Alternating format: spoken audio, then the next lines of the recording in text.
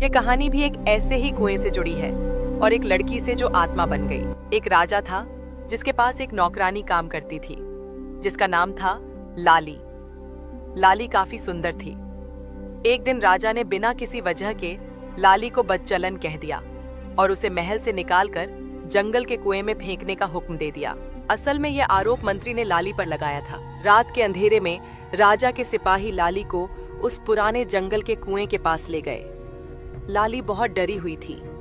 राजा के सिपाहियों ने लाली को उस पुराने कुएं में फेंक दिया और जरा भी दया नहीं दिखाई। लाली की माँ घर में परेशान बैठी है।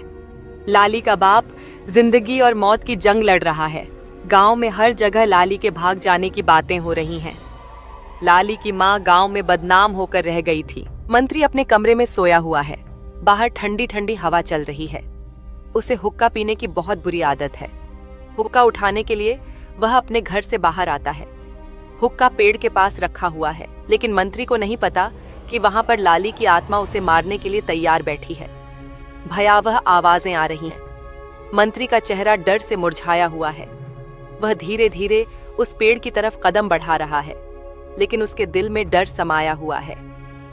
लाली की आत्मा मंत्री को मारने के लिए तैयार बैठी है, लेकिन मंत्री ने अपने हाथ में एक लालटेन पकड़ी हुई है। लाली की आत्मा मंत्री के पास लालटेन होने की वजह से कुछ नहीं कर पा रही थी, लेकिन फिर भी वह मौके का इंतजार कर रही है। सुबह का समय है।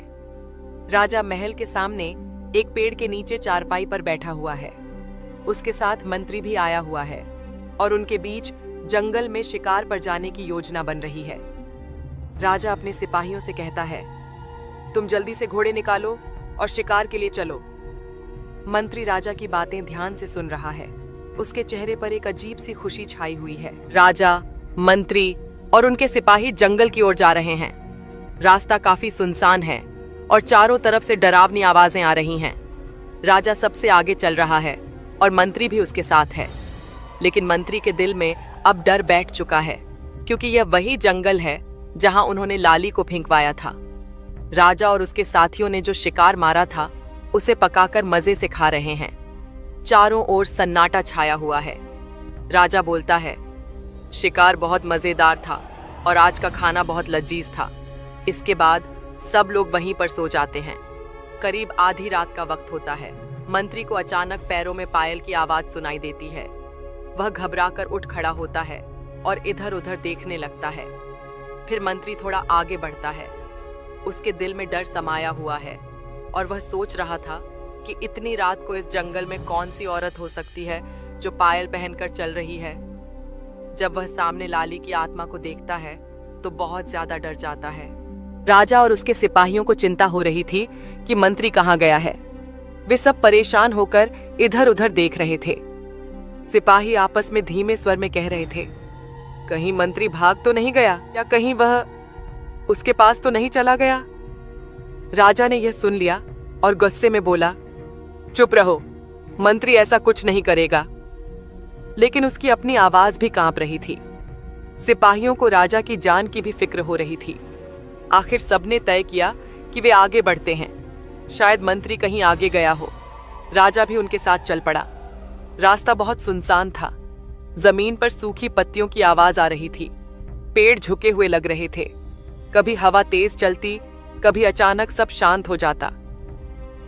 एक सिपाही ने धीरे से कहा, यही जंगल है ना जिसमें लाली को फेंका गया था? दूसरा बोला,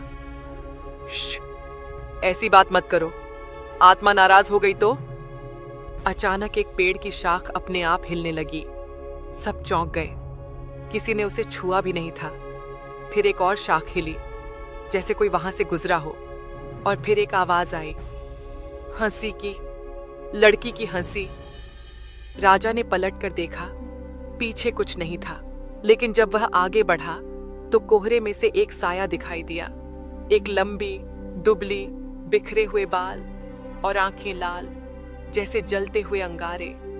वह लाली की आत्मा थी। बादशाह और उसके सिपाही लाली की आत्मा को देखकर भागने लगे। लाली ने भी उनका पीछा करना शुरू कर दिया। बादशाह और सिपाही तेजी से दौड़ रहे थे। बादशाह को पछतावा हो रहा था कि उसने लाली के साथ बहुत बुरा किया। लाली की आत्मा सिपाहियों के पीछे पहुंच गई और उन्हें गर्दन से पकड़ लिया। लाली की आत्मा बहुत गुस्से में थी और उन्हें हवा में उठाकर ले गई। वह कुएं के ऊपर पहुंच गई। कुएं में बहुत ज्यादा आग भड़क रही थी। लाली बदले की आग में जल रही थी।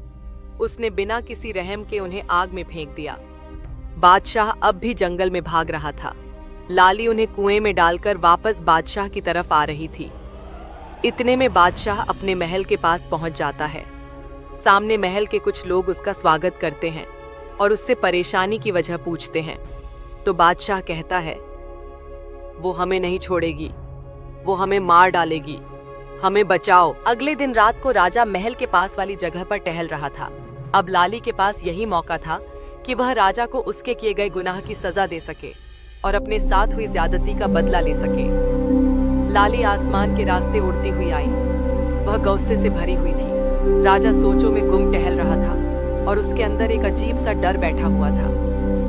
अभी वह यही सब सोच ही रहा था कि अचानक लाली की आत्मा आई। उसने राजा की गर्दन पकड़ी और उसे उठाकर हवा में ले गई। लाली उस कुएं के पास पहुंची जहां उसे जिंदा फेंका गया था। वह जलते हुए आग के कुएं में खुद भी कूद गई और राजा को भी साथ ले गई। और इसी के साथ लाली की कहानी यहीं खत्म हो गई।